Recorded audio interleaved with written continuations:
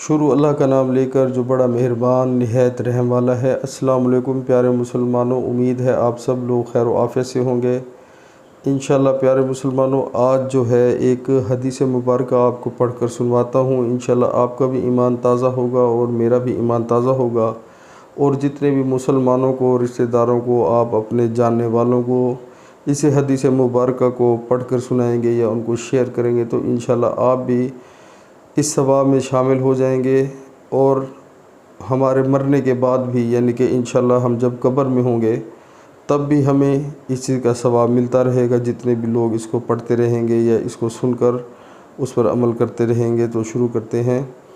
بسم اللہ الرحمن الرحیم۔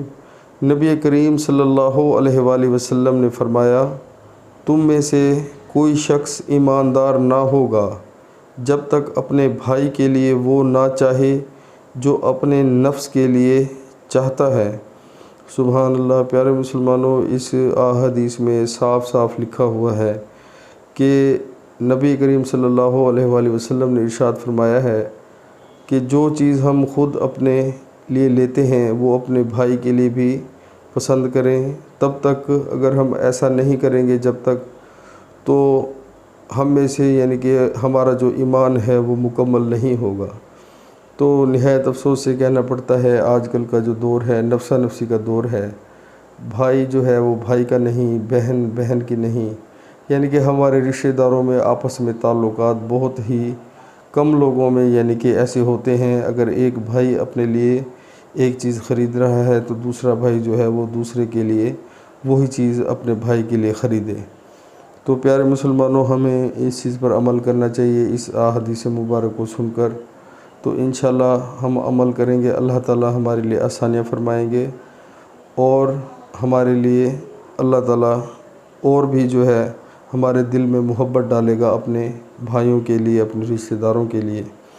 تو پیارے مسلمانوں، جو ہر ویڈیو میں میری ریکویسٹ ہوتی ہے کہ جیسے ہی نماز کا ٹائم ہو، دنیا کے سارے کام چھوڑ کر ہمیں اللہ کے حضور جھک جانا چاہیے۔ اگر عورتیں ہیں تو وہ گھر میں نماز پڑھیں، اور مرد جو ہیں وہ دنیا کے سارے کام چھوڑ کر جب اذان ہو رہی ہوتی ہے تو ہمیں صرف 15 یا 20 منٹ اللہ کے حکم کے لیے، جو کہ ہم پہ فرض ہے، نکالنے چاہیے۔ تو اسی میں ہم سب کی صلاح ہے، فلاح ہے، لیکن افسوس سے کہنا پڑتا ہے کہ ہم مسلمان جو ہیں وہ اس چیز سے غافل ہو چکے ہیں۔ ہم جو ہے 95% لوگ نماز سے اور اللہ کے حکم ماننے سے بہت دور ہو چکے ہیں۔ اسی لیے ہمارا جو ہے تمام جو معاشرے میں بے چینی ہے، کیونکہ ہم اللہ کے حضور نہیں جھکتے، اللہ کے اس حکم کو ہم کچھ بھی نہیں سمجھتے۔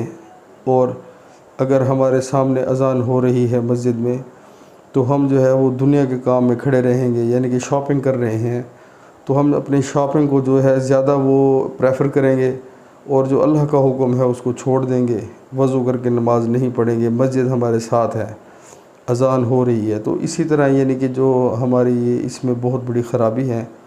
تو پیارے مسلمانوں، اللہ تعالی ہمیں حدیث مبارک سن کر اس پر بھی عمل کرنے کی توفیق عطا فرمائے، اور 5 وقت بعد جماعت نماز پڑھنے کی توفیق عطا فرمائے انشاءاللہ۔ دعا کرتے ہیں اللہ تعالی ہمیں استطاعت دے اس چیز کی۔ السلام علیکم ورحمۃ اللہ وبرکاتہ۔